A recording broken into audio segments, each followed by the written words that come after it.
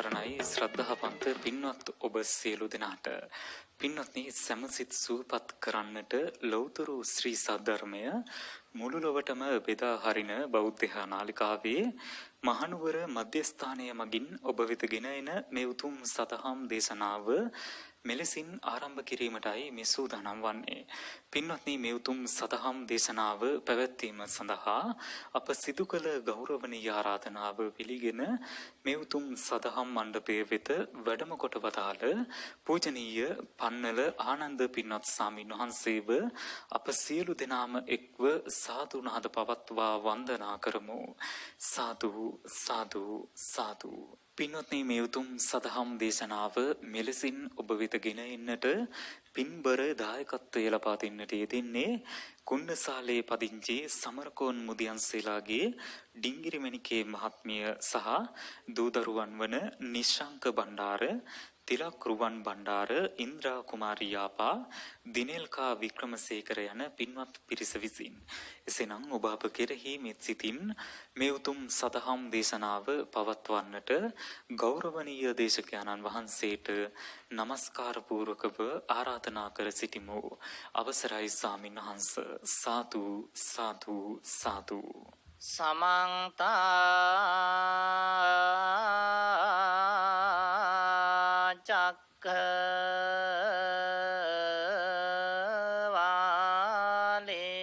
චක්කවාලේසු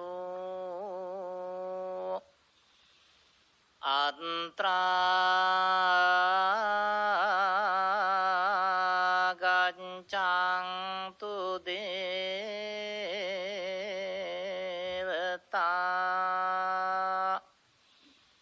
සද්ධම්මං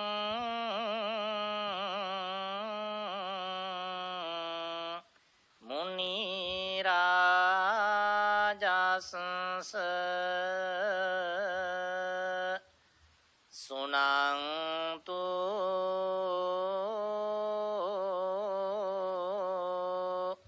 සග්ග මොක්ඛදං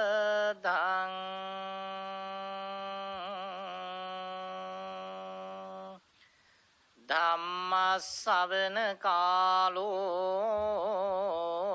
අයං භදංතා ධම්ම ශ්‍රවණ කාලෝ අයං භදංතා ධම්ම ශ්‍රවණ කාලෝ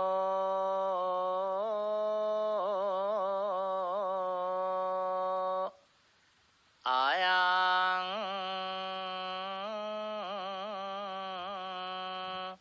භදංතා.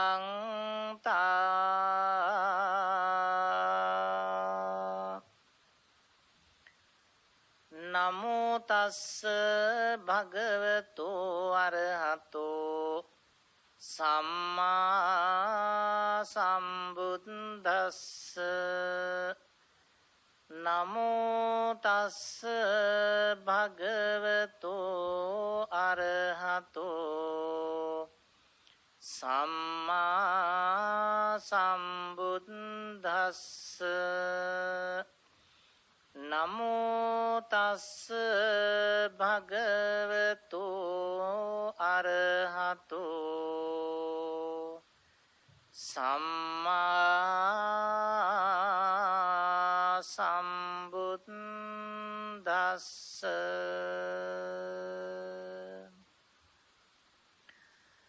නහි පාපං කතං කම්මං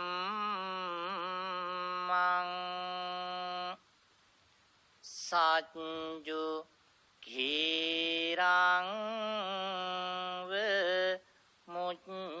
මුච්චති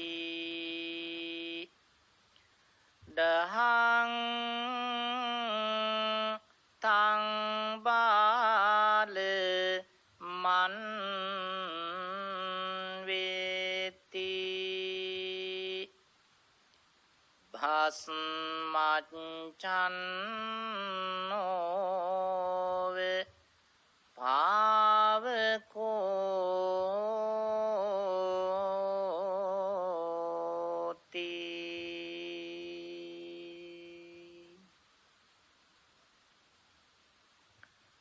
සදා බීවන්දනීය ත්‍රිනිකායික මහා නායක මහා ස්වාමීන්ද්‍රයාණන් වහන්සේලා ඇතුළු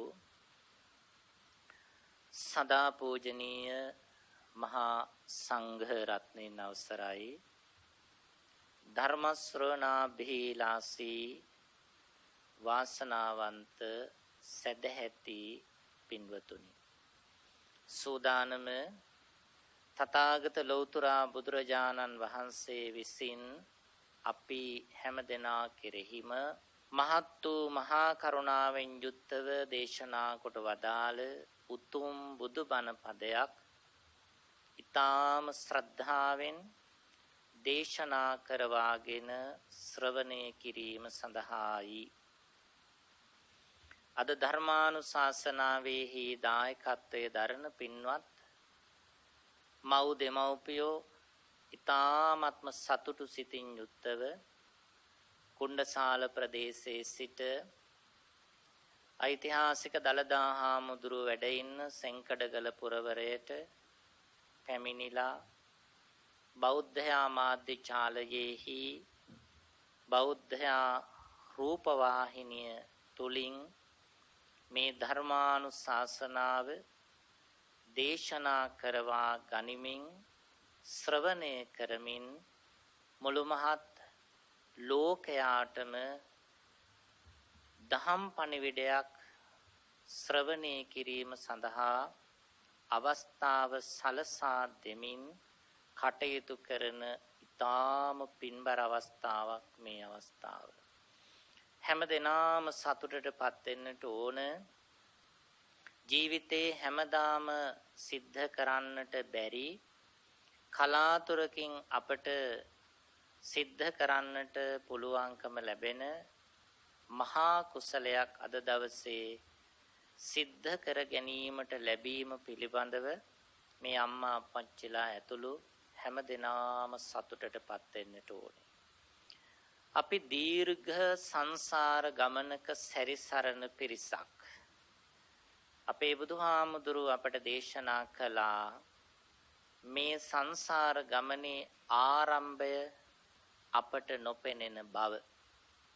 ඒ වගේම අවසානයත් අපට නොපෙනෙන බව. අති දීර්ඝ සංසාර ගමනක ඔබත් මමත් සැරිසරනවා. කවදක හරි මේ සසර ගමන නිමාවටපත් වෙන්නේ ඔබත් මමත් අපේ හැමදෙනාම නිර්වාණ ධර්මය අවබෝධ කරගත්ත භවයෙන් තමයි අපේ මේ සංසාරයේ සැරිසරන ගමන නිමාවටපත් වෙන්නේ. ඒ දවස දක්වාම ඒ භවය දක්වාම අපි මේ සසර ගමන් කරනවා. මේ සසර මිනිස් ස්වභාවය හැරුණුකොට තවත් ස්වභාවයන් ගණන් කළ නොහැකි ප්‍රමාණයක් තියෙනවා. කෙනෙකුට හිතෙන්න පුළුවන් මේ සසර ගමන් කරනකොට අපි භවයෙන් භවයට මිනිස්සු හැටියට ගමන් කරනවාය කියලා. එහෙම නියමයක් මේ භව ගමනේ කොතනකවත් නැහැ. මිනිස් ස්වභාවයේ ලැබෙන්නේ සංසාරේ කරන ලද පිනක කුසලයක ප්‍රතිඵලයක් හැටියට. මේ ලෝකයේ මිනිස්සු දුර්ලභයි. මනුෂ්‍ය භව දුර්ලභයි. මනුස්ස භවය දුර්ලභයි. මේ ලෝකයේ සුලභ භව තියෙනවා. මේ ලෝකේ සුලභ කොට්ටාස තියෙනවා. සත්වයා හැටියට ගත්තාම අපිත් සත්වයේ. අපි ඉන්නේ සත්ව ලෝකේ. අපි මානව සත්වයා. දියුණු කළ හැකි මනසක් තියෙන පිරිසක් අපි. මානව සත්වයන් හැරුණු විට ඉන්න සත්තු මේ ලෝකේ මානව සංහතියට වඩා විශාලයි. එක සත්ව වර්ගයක් ගත්තාම මේ සත්ව වර්ගයේ ලෝකේ මිනිස්සු ඉන්න ප්‍රමාණයට වඩා ඉන්නවා. ඒ නිසා ලෝකේ මිනිස්සු ටිකයි ඉන්නේ. අඩුයි. සත්තු වැඩි. දෙවිවරුත් වැඩි. බ්‍රහ්මවරුත් වැඩි. මිනිස්සු ටිකයි. මනුෂ්‍ය ලෝකයට පැමිණීම දුර්ලභයි අමාරුයි. ඒ නිසා අපි තාමත් හොඳට තේරුම් ගන්නට ඕන පිනක ප්‍රතිඵලයක් හැටියට අපි අද දවසේ මනුස්ස ලෝකයේ මිනිස්සු හැටියට හිටියට මේ ලෝකේ සසරේ තව මිනිස්සුන්ට උපදින්න ඕන තරම් භව තියෙනවා. ආත්ම තියෙනවා. සසර අපි ඉදිරියට දීර්ඝ කාලයක් ගත කරනකොට අපට ඒවටත් යන්න සිද්ධ වෙනවා. එහෙම වුණොත් අපට අදට වඩා ගොඩාක් දුක්ඛ දෝමනස්යන් වලට කරදර හිරිහැරවලට බාධකවලට මාරකවලට අපට ලක් වෙන්න සිද්ධ වෙනවා. ඒ නිසා ලබාගත් මනුෂ්‍ය භවය තුලදී වඩාත් පින් කුසල් සිද්ධ කරන්නේ සංසාර ගමන භයානක නිසා. සසර ගමන කටුක නිසා. සසර ගමන අවිනිශ්චිත නිසා පින් කරන්නේ. මක් නිසාද? කරන ලද පින්වල විපාක හැටියට සුගතිවල ඉපදෙමින් පින් කුසල් කරමින් ඉක්මනට මේ ගමන නිමා කර ගන්නටයි අපි මේ මනුෂ්‍ය ලෝකයේදී බොහෝ පින් කුසල් කළ යුතුව පවතින්නේ. අපට අද වැරදුනොත් අපිට තව සංසාරේ ජීවත් වෙන්න සිද්ධ වෙන හැමදාකම ඒ වැරදි වලට විපාක විඳින්න සිද්ධ වෙනවා. ඒ නිසා මේ ලැබුණු මනුෂ්‍ය භවය වරද්ද ගන්නේ නැතුව ඊ타ත්ම නිවැරදිව අපි අනුගමනය කරන්නට මහන්සි වෙන්නට ඕනි. බුදුරජාණන් වහන්සේ සම්මා සම්බුද්ධත්වයට පත්වීමට පෙරදා බෝසතාණන් වහන්සේ කෙනෙක් හැටියට විජයශ්‍රී ජයශ්‍රී මහා බෝධිය ළඟ බුද්ධ ගයාවේ ශ්‍රී මහා බෝධිය ළඟ චතුරංග සමන්නාගත වීරියෙන් වැඩ හිටියා. උන්වහන්සේ එහෙම චතුරංග සමන්නාගත වීරියෙන් වැඩ හිඳිමින් උන්වහන්සේ මෙනෙහි කරන්නට යෙදුනා සිත යොමු කළා පෙර භව පේනවද කියලා. පෙර භව අතීතය දිහා බලන්න හිතුවා. බෝසතාණන් වහන්සේ අතීතය ගැන මෙනෙහි කරන්නට හිතනකොට උන්වහන්සේට තමන් පසු කරපු අතීතය තමන් පසු කළ අතීතේ ටික ටික පේන්න පටන් ගත්තා. දවසින් දවස අතීතේ පේන්න පටන් ගත්තා මෙනෙහි කරනකොට. අපටත් පුළුවන් එහෙම ටිකක් මෙනෙහි කරන්න. සම්මා සතිය උපදවා ගන්න, ඉගෙන ගන්න දුවල පුතාලට, වැඩිහිටි මව් දෙමව්පියන්ට අපි හැම දිනාටම වටිනවා එහෙම අතීතය මෙනෙහි කරන්නට පුළුවන් වෙන විදිහට හිත තැම්පත් කරගෙන දියුණු කිරීම. පුරුදු කරන්න ඕනි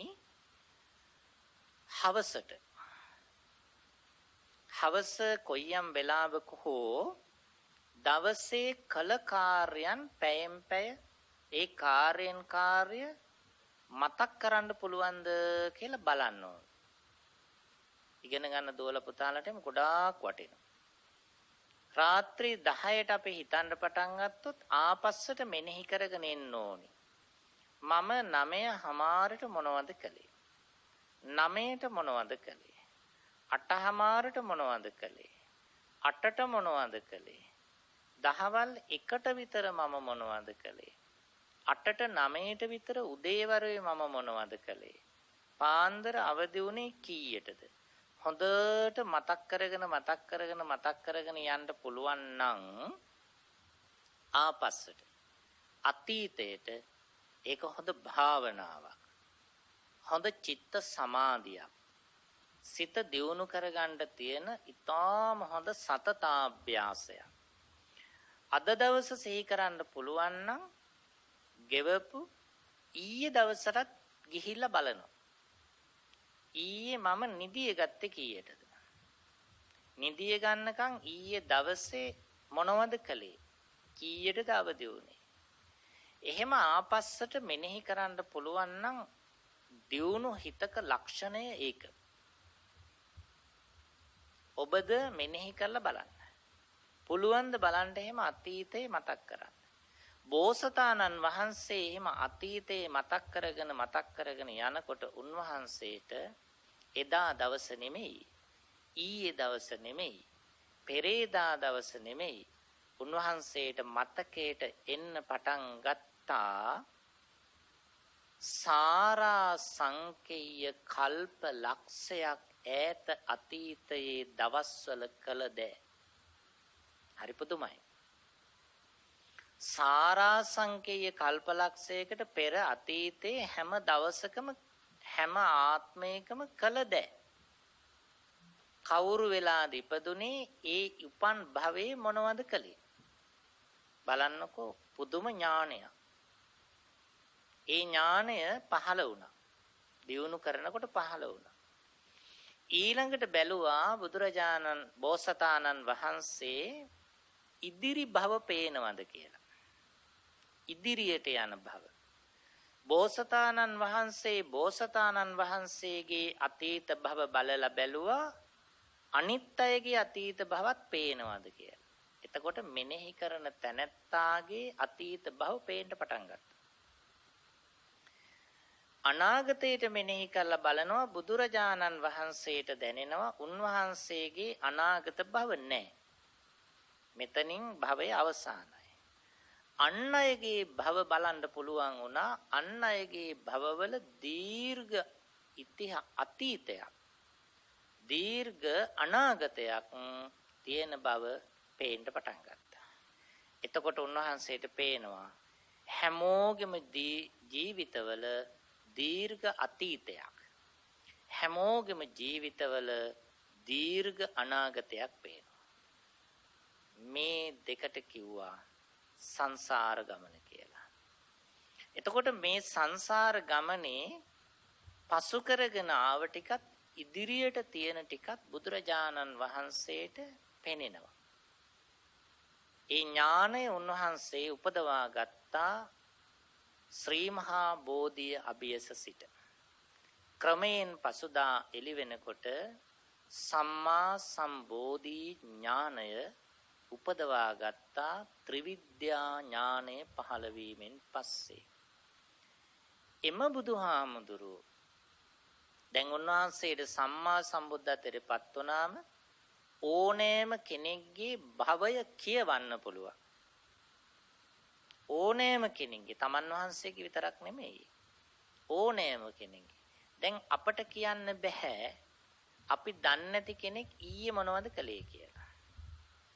අපි ඉස්සරහට කවුරු හරි ආවොත් ඒ ආව කෙනාගේ නම අපට කියන්නත් බෑ, මේ සැරේ නමවත්.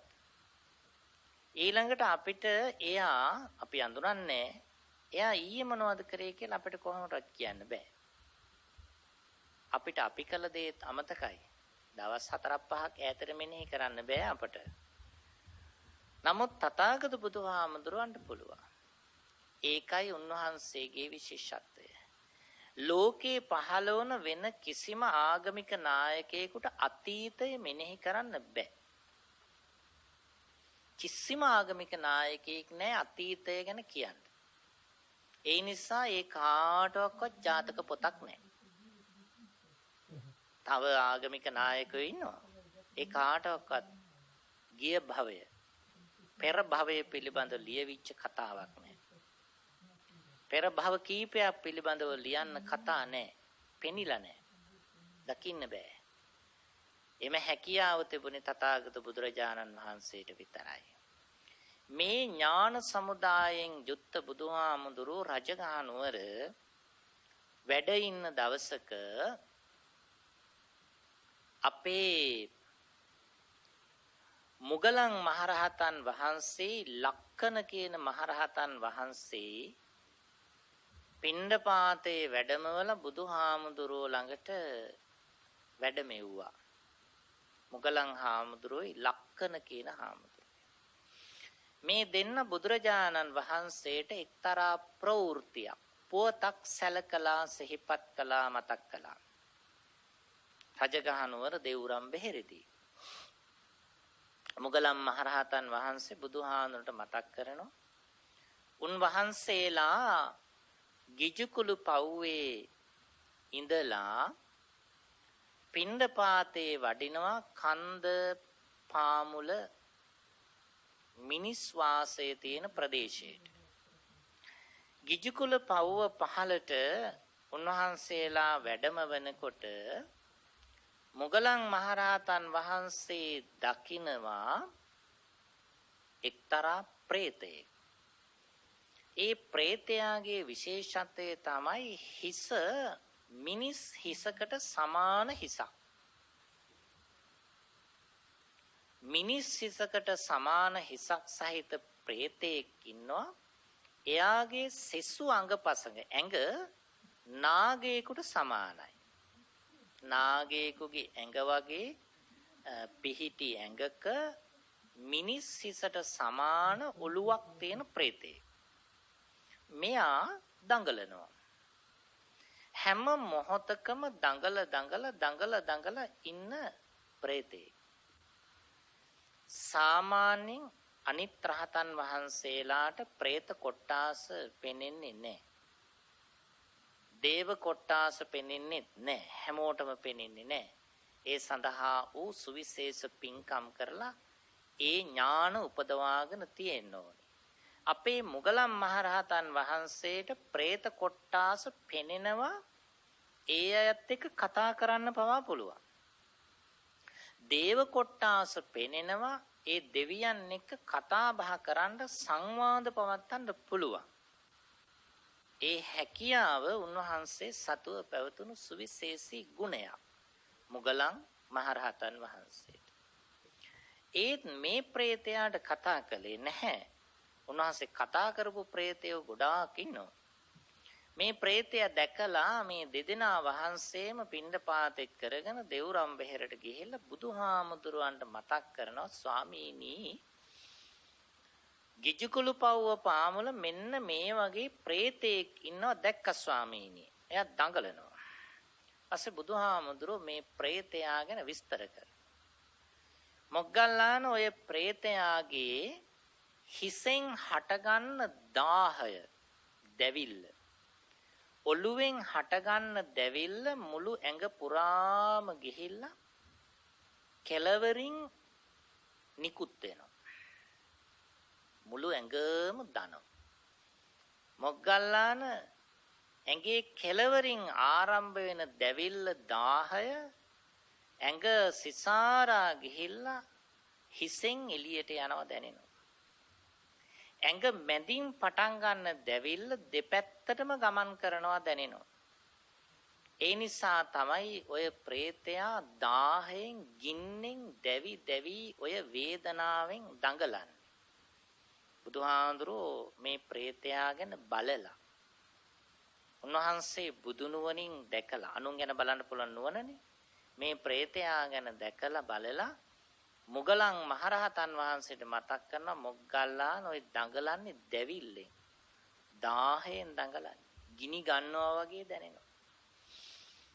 මිනිස්සු හැටියට ඉන්න අපටත් සාමාන්‍ය පුංචි අත්දැකීම් තියෙන ඇඟ ධනයක සම්බන්ධයෙන්. ඔළුව ධනවා, පපුව ධනවා, අතපය ධනවා, කකුල් ධනවා, දැවිල්ලයි කියනවා. දැවිල්ලයි. ඉන්න බෑ එතකොට. වේදනාව දැවිල්ල උඩට එනවා. දාගෙන එනවා. පපුව දාගෙන යනවා. මුළු ඔළුවම දාගෙන යනවා. දැන් දවස් ගාණක්, මාස ගාණක්, අවුරුදු ගාණක් දවිල්ල මිනිස්සුන්ටත් එහෙම හැදෙනවා.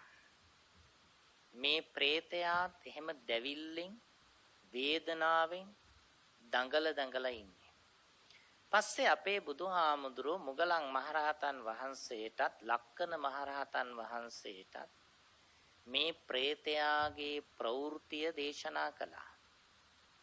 අර අතීතයේ බලන්න පුළුවන් නුවණින් අනුන් බලන්න පුළුවන් නුවණින් බුදුහාමුදුරුව මේ ප්‍රේතයාගේ පෙර භව දිහා බැලුවා. බලනකොට මේ ප්‍රේතයා පෙනෙන්න පටන් ගත්ත බුදුහාඳුරන්ට පෙර භවයක හිටියේ හැටි. පෙර ආත්ම භාවයක බරණැස් නුවර වාරාණසියේ බරණැස ගඟක් අසබඩ හිටියා පසේ බුදුරජාණන් වහන්සේ කෙනෙක්. මේ කාලය සම්මා සම්බුදු කෙනෙක් පහළ වෙලා හිටිය කාලයක් නෙමෙයි. පසේ බුදුවරයෙක් පහළ වෙලා හිටිය කාලයක් වාරාණසියේ පෙර භවයක. මේ සැරේ නෙමෙයි. පෙර භවයක. මේ පසේ බුදුහාමුදුරුව ගඟක් අසබඩ ගංගාවක අයිනේ පන්සලක තමයි වැඩ හිටියේ. උන්වහන්සේගේ පන්සලට යන්න මිනිස්සුන්ට තිබුණේ වෙලක්. ඒ වෙල පහු කරගෙන උන්වහන්සේට බුද්ධ පූජාවන් පවත්වන්න යන්න ඕනේ. විශාල පිරිසක් තෙල්ද මල්ද පහන්ද දානෙද අරගෙන උදයට දහවලට සවසට විශාල පිරිසක් මේ පසේ බුදුරජාණන් වහන්සේ හමු වෙන්න බොහෝම සැදැහැයෙන් උවැසියෝ උන්වහන්සේ වැඩ ඉන්න පන්සලට යනවා. යන්නේ කුඹුරක් උඩින්. මේ කුඹුර අයිති ගොවි මහත්තයා බැලුවා විශාල පිරිසක් කුඹුරෙන් යනකොට නියර වලින් යනකොට එයාට දැනෙනවා මගේ කුඹුරට මිනිස්සු යන නිසා හානි වෙනවා. මගේ ඉඩමෙන් යනකොට හානි වෙනවා. එයින් ඉපදුනා ඇති වුණා ද්වේෂයක්. දැඩි තරහක් ඇති වුණා මේ මිනිස්සු තමන්ගේ ඉඩම උඩින් යන්නේක ගැන. දැනටත් එහෙම මිනිස්සු ඉන්නවා. ඒගොල්ලෝ යන්නේ බුදුහාමුදුරුවන්ට දානය අරගෙන. තාම උතුම් කාර්යයකට යන්නේ. සුබම සුබ කටයුත්තකට යන්නේ. තෙල් මල් පහන් අරගෙන යන්නේ. මේක දකින සැදැහැතියෙකුට නම් ශ්‍රද්ධාව උපදින්න ඕනි. සතුටක් උපදින්න ඕනි. අනේ මේ මිනිස්සු මගේ ඉඩමෙන් යන්නේ කොච්චර හොඳද? මගේ කුඹුරෙන් හරි මගේ ඉඩමෙන් හරි යන්නේක මට කොච්චර හොඳද? මට පිං සිද්ධ වේවා කියලා හිත පහදවා ගන්න තිබුණා ශ්‍රද්ධාව තිබුණා නම්. දැනටත් එහෙමයි ඉන්න. ශ්‍රද්ධාව නැති වුණාම තවත් කෙනෙකුට තමන්ගේ ඉඩමේ අඩියවත් තියන්න දෙන්නේ නැහැ. කියනවනේ පස්පා ගන්න එපා කියලා. 4 සීමාවේ පස්පා ගන්න එපා කියලා කියන්නේ. දෙස් දෙවුල් තියෙනවා. පා ගන්න එපා කියලා. වැරදිලා හරි අඩිය තිබුණොත් බොහොම දරුණු විදිහට තීරණ ගන්න. ද්වේෂයෙන් කටයුතු කරනවා. වෛරයෙන් කටයුතු කරනවා. පලි ගන්නවා. මේ මහ පොළොව පෑගුවා කියලා. චුට්ටක් වෙන් කරගෙන ඉන්න කොටසක්. මහ පොළොව අයිති නෑ අපට. මහ පොළොවේ අපි පුංචි කෑලි වෙන් කරගෙන ඉන්නවා ජීවත් වෙන්න ඕන නිසා. ඒ පුංචි වෙන් කරගත්ත කොටස නිසා සමහරු අපාගාමී වෙනවා. සමහරු වෙන් කරගත්ත කොටස නිසා දෙව්ලොව යනවා. නිවන් දකින්න පින් කර ගන්නවා. වෙන් කරගත්ත කොටස නිසා. මේ ගොවි මහත්තයාට ඇති වුණු තරහ නිසා, වෛරය නිසා, ද්වේෂය නිසා කීප වාරයක් උත්සාහ කළා මිනිස්සුන්ට මේ කුඹුර උඩින් යන්නේක නවත්තන්න. එයා කීප වාරයක් මිනිස්සුන්ට බැන්න. යන්න එපා කියලා දැඩි ලෙස ද්වේෂයෙන් බැන වැදුනා. නමුත් එතනින් හැර වෙන තැනක් නැහැ පන්සලට යන්න. ඒ නිසා උවැස්ස විසු බොහොම පරිස්සමට ගියා. නමුත් මේ ක්‍රියාවෙන් දැඩි ලෙස කෝපයටපත් වුණා ගොවි මහත්තයා. එයා මොකද කළේ? එයා තීරණය කළා මගේ කෙතට සිද්ධ වෙන මගේ ඉඩමට සිද්ධ වෙන හානිය මිනිස්සුන්ට කොච්චර කිව්වත් ඒගොල්ලෝ ඒක පිළිගන්නේ නැහැ. එතනින්මයි යන්නේ. මිනිස්සු නවත්තන්න උත්සාහ කළා. මිනිස්සු නවත්තන්න බැරි වුණා. කොහොමද මේ මිනිස්සුන්ගේ ගමන නවත්තන්නේ? ඒ ගමන නවත්තන්නට නම් අර පන්සලේ ඉන්න පසේ බුදුහාමුදුරුවෝ එතන ඉන්න එක නැවැත්තුවා නම් හරි. එහෙම තීරණය කළා. බුදුහාමුදුරුවෝ එතන ඉන්න නිසානේ මිනිස්සු යන්නේ. මිනිස්සුන්ට කොච්චර දෝ යන්න එපා කිව්වා අහන්නේ නැහැ. එයා ඉන්න නිසා මේගොල්ලෝ යනවා. කරන්න තියෙන එකම දේ තමයි එයා එතනින් එලෙව්වා නම් මිනිස්සු යන්නේ නැහැ ආයේ තමන්ගේ වත්තට උඩින්. තමන්ගේ ඉඩමට උඩින්. තමන්ගේ කුඹුරට උඩින්. කුඹුරට එන හානිය නතර වෙනවා. කොහොමද මේ පසේ බුදුහාමුදුරුවෝ එලවන්නේ? එයා කල්පනා කළා උන්වහන්සේ මේ ආරාමෙන් පන්සලෙන් එලවන්න ක්‍රමයක්. මිනිස්සු පව් කරන්නේත් සැලසුම් කරලා. මිනිස්සු පින් කරන්නේත් සැලසුම් කරලා. සැලසුම් කරලා පින් කරාම පින් වැඩි. සැලසුම් කරලා පව් කරාම පව් වැඩි. ශනිකව සිද්ධ වෙන අකුසලයකට වඩා සැලසුම් සහගතව කරන අකුසල කර්මය බලවත්. මේ ගොවි මහත්තයා සැලසුම් කළා කොහොමද උන්වහන්සේ පන්සලෙන් නිරපා හරින්නේ පන්නන්නේ එලවන්නේ. කල්පනා වුණා ක්‍රමයක්.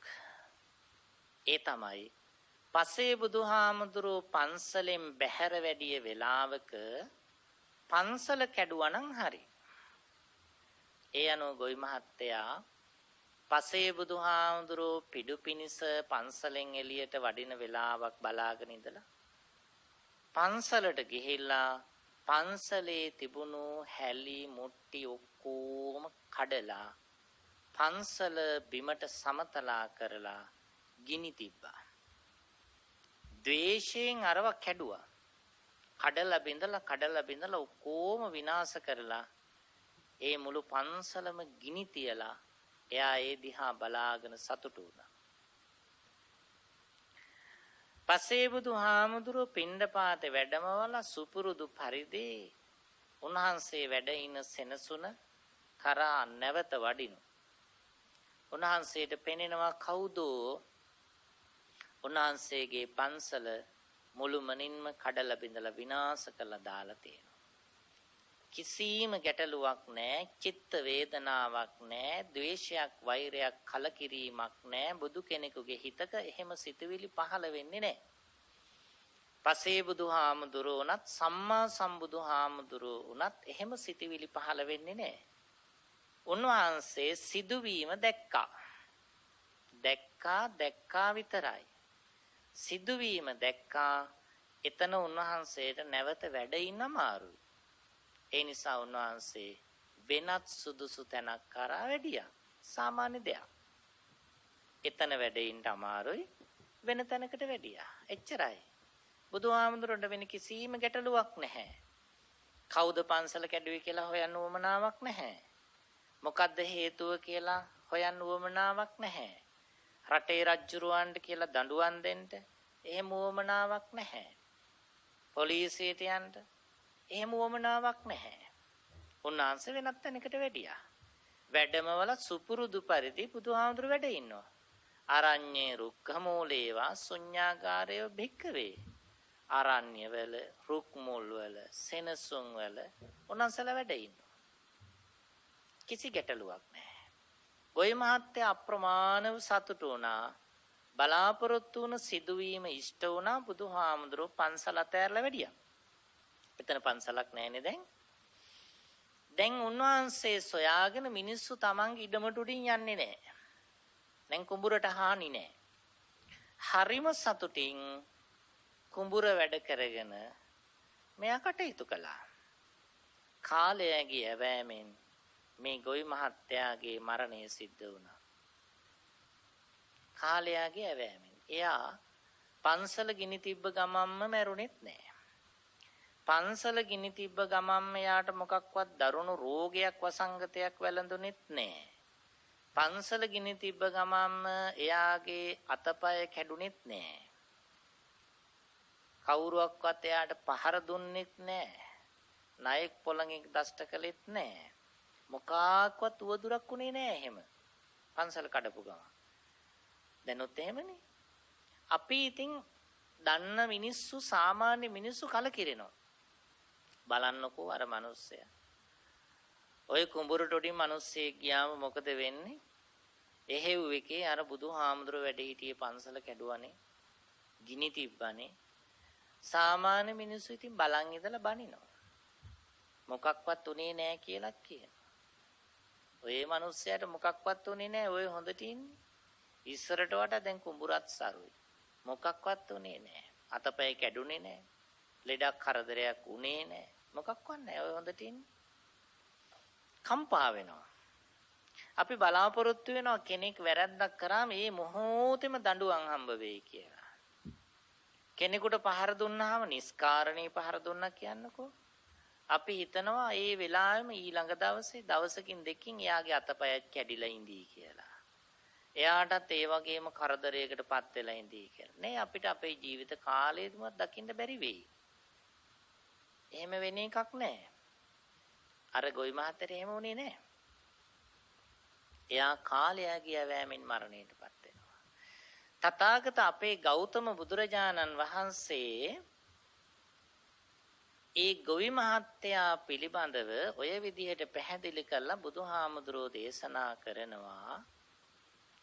මුගලන් මහරහතන් වහන්සේටයි ලක්කන හාමුදුරුවන්ටයි අන්න ඒ ගොවි මහත්තයා තමයි ඔබ වහන්සේලා දෙන්නට ඔය මුණ ගැහුවා. එයා හොඳට ඉඳලා මැරුණා. මරණයටපත් වෙලා එයා උත්පත්ති ලැබුවේ ඔය කියන പ്രേතාත්මේ. ඔයත් කියන പ്രേතාත්මේ. දැන් ඔය ගොවි මහත්තයා ඔය പ്രേතාත්මයටපත් වෙලා කල්ප ගාණක් වෙනවා. කල්ප ගාණක් වෙනවා. මෙයා අර පන්සල ගිනි තිබ්බ අකුසලයට මුළු ඇඟම ගිනි ගන්න පිච්චි පිච්චි වේදනා විඳින ශරීරයක් ඇතිව එයා പ്രേතාත්මේ අප්‍රමාණව දුක් විඳිමින් ඔය പ്രേතයාගේ නම මහණෙනි අහි പ്രേතයා කියලා බුදුහාමුදුර මතක කළා. අහි කියන්නේ සර්ප කියන එක.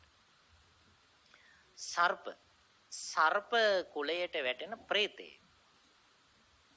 මෙයා අර මහා අකුසලයේ සිද්ධ කරලා ඒ පාප කර්මයේ නිසා තමයි මේ අහි പ്രേත කියන ආත්ම භාවයටපත් උනේ කියලා අපේ තථාගත බුදුරජාණන් වහන්සේ මේ බණ කතාවෙදි දේශනා කරනවා.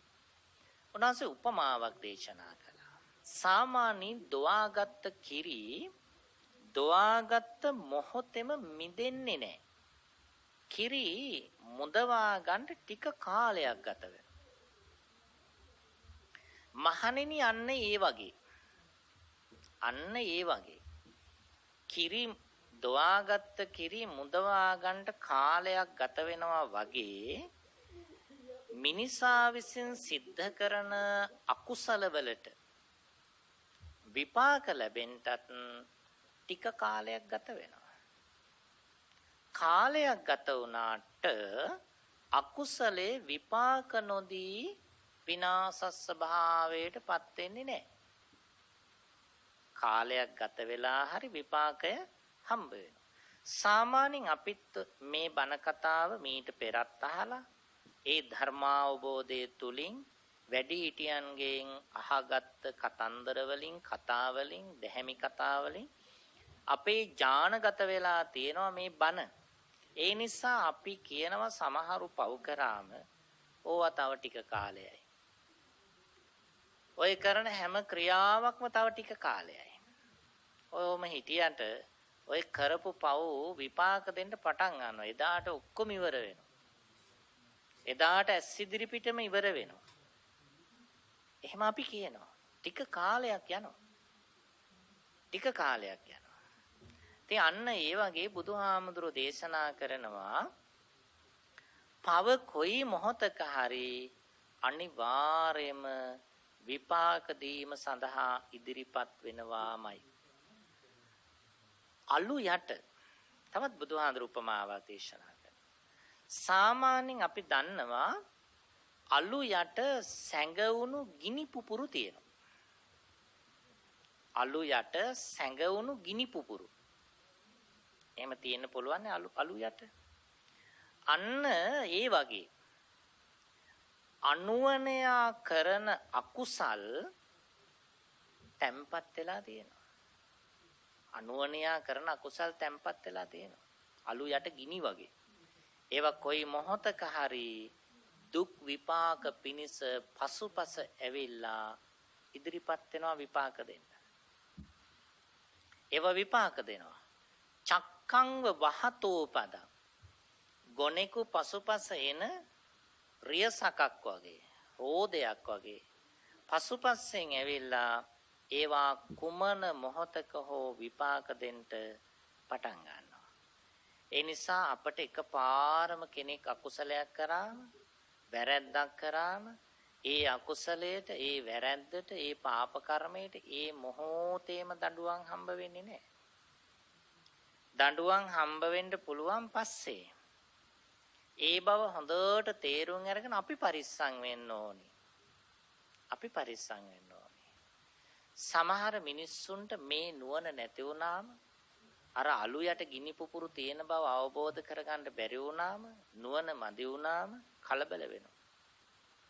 ස්වභාව ධර්මයෙන් දඬුවම් දෙන්න පරක්කු වුණා කියලා අපි දඬුවම් දෙන්න පෙළඹෙනවා. අනේ මනුස්සයාට කිසිම කරදරයක් නැහැ. අපිට තමයි හැමදේම සිද්ධ වුනේ, අපිට තමයි නැති වුනේ කියලා ඒ ගැන හිතලා ද්වේෂය උපදවාගෙන, දැඩි වෛරය උපදවාගෙන, ඒ වෛරයෙන් දරා ගන්න බැරුව වෛරය උත්සන්න වුණා. මොකද කරන්නේ? ස්වභාවයෙන් දඬුවම් දෙන්නේ නැහැ කියලා අපි දඬුවම් දෙන්න ඉදිරිපත් වෙනවා. ඒ මිනිස්සුන්ට කිසිම කරදරයක් නැහැ කියලා හිතලා අපි කරදර කරන්න පටන් ගන්නවා. දැන් අවුරුද්දක් ගියා, අවුරුදු දෙකක් ගියා, කිසිම දෙයක් නැහැ. මේ මිනිස්සුන්ට නීතියෙන් දඬුවමක් හම්බ වෙන්නෙත් නැහැ.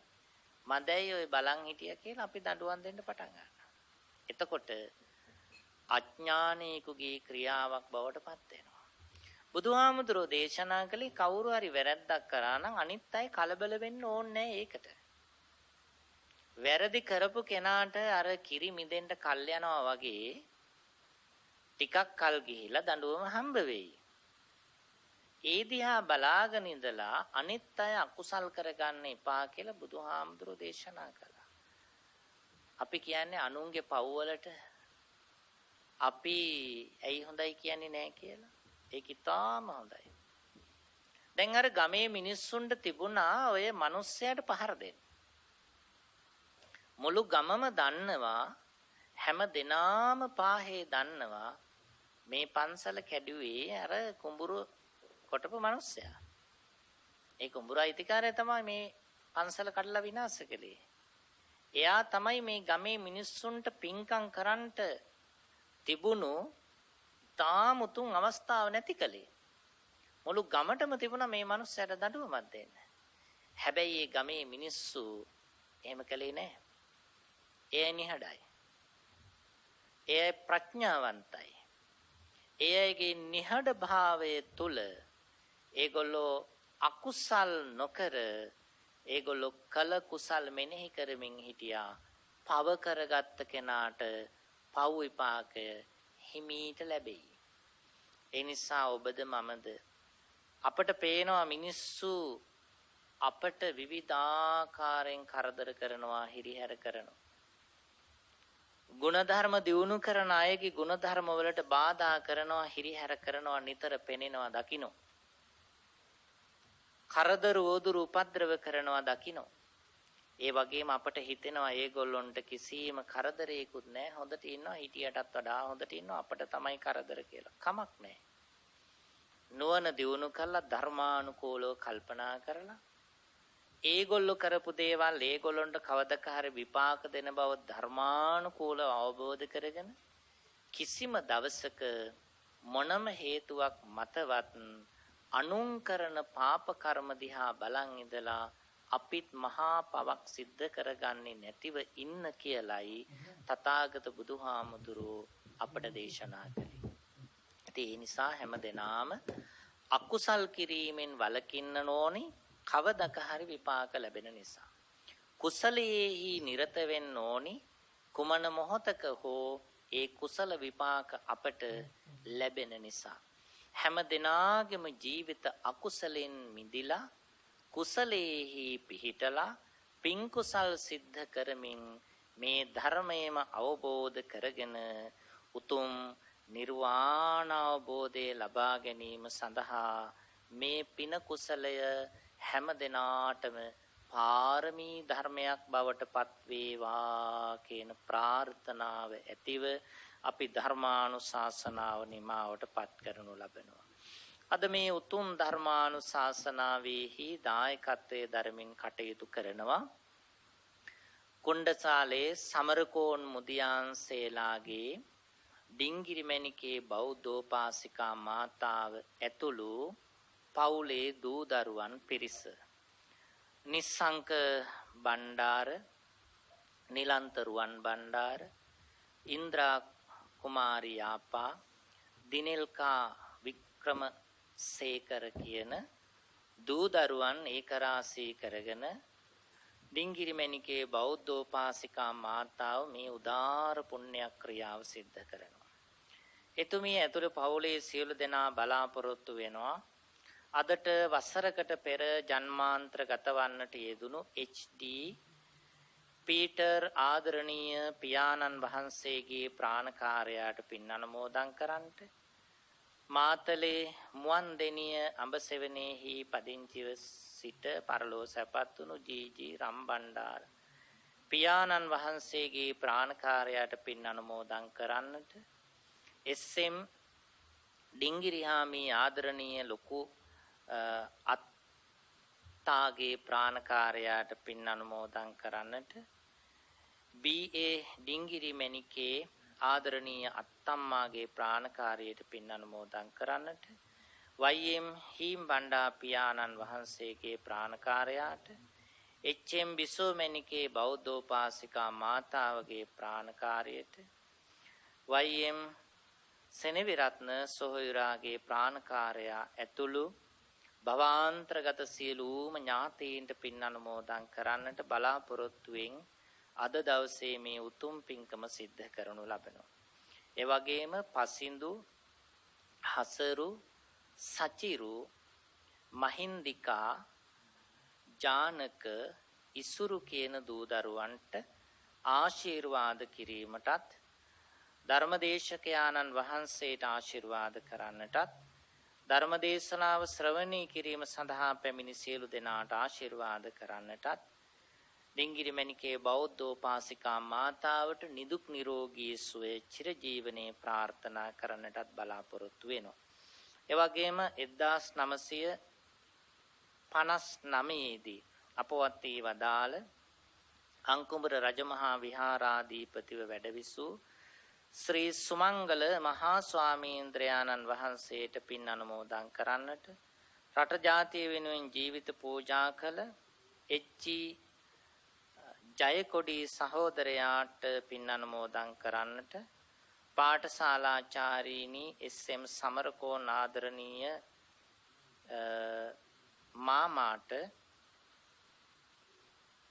පින් අනුමෝදන් කරන්නට එච්.බී. රත්වත්ත හා ආර්.බී. යාපාරත්න සොහොයුරාණන්ට කියන මේ උදවියටත් පින් අනුමෝදන් කරන්නට බලාපොරොත්තු මේ උතුම් පින්කම සිද්ධ කරන බව සෙනෙහබර මෑණියන් වහන්සේ ඇතුළු පින්වත් පිරිස සිහිපත් කරලා තිබෙනවා. ඒ අනුව සිද්ධ කළ මේ උදාර පින් කුසල් නමින් පරලෝකීය සියලුම ඥාතිවරුන්ටත් සුජීවත්ව වාසය කරන ඩිංගිරි මණිකේ බෞද්ධෝපාසිකා මාතාව සෙනෙහබර මෑණියන් වහන්සේ ඇතුළු ලොකු කුඩා මව් දෙමව්පිය දුවල පුතාලා ඇතුළු හැම දෙනාටමත් සම්බුදු සසුන සුරකින්න සම්‍යක් දෘෂ්ටික සියලු දෙවියන්ටත් බෞද්ධ ආමාත්‍යාලේ ගිහි පැවිදි කාර්ය මණ්ඩලයටත් ඒ මේ ඔබ අප හැම දෙනාටමත් මේ පින් කුසල් එකසේ ප්‍රතිවීමෙන් ඊ타ත්ම ඉක්මන් භවයකදී ධර්මාවබෝධයම වේවා කියලා ප්‍රාර්ථනා කරමින් අපි දෙවියන්ට පින් දෙමු. ආකාසට්ඨා චුම්මට්ඨා දේවා නාග මහිද්దికා පුඤ්ඤන්තං අනුමෝදිත්වා චිරං රක්ඛන්තු ලෝක සාසනං චිරං රක්ඛන්තු ධම්ම දේශනං චිරං රක්ඛන්තු මං පරන්ති. සාදු සාදු සාදු. පින්වත්නි, පුරා හෝරාවකට ආසන්න කාලයක් ඔබටත් මටත් ධර්මයෙන් අනුශාසනා කළ පූජනීය පන්නල ආනන්ද පින්වත් ස්වාමීන් වහන්සේට නිදුක් නිරෝගී චිරජීවනයත් උන්වහන්සේ ප්‍රාර්ථනීය බෝධියකින් ඒ උතුම් චතුරාර්ය සත්‍ය ධර්මය අවබෝධය පිණිසත් අප විසින් රැස් කරගන්නට යෙදුණු සියලු කුසල් උන්වහන්සේට සාදු නහඳ පවත්වා අනුමෝදන් කරමු. සාදු සාදු සාදු. පින්වත්නි, ඒත් සමගින් බෞද්ධ නාලිකාවේ මහනුවර මධ්‍යස්ථානයේ මගින් ඔබ වෙත ගෙනා මේ උතුම් සදහම් දේශනාව මෙලෙසින් නිමාවට පත්වනවා. ධර්ම ශ්‍රවණය කළ ඔබ සියලු දෙනාට මේ ගෞතම බුදුසසුනේදීම ඒ උතුම් චතුරාර්ය සත්‍ය ධර්මය අවබෝධ වේවා. තෙරුවන් සරණයි.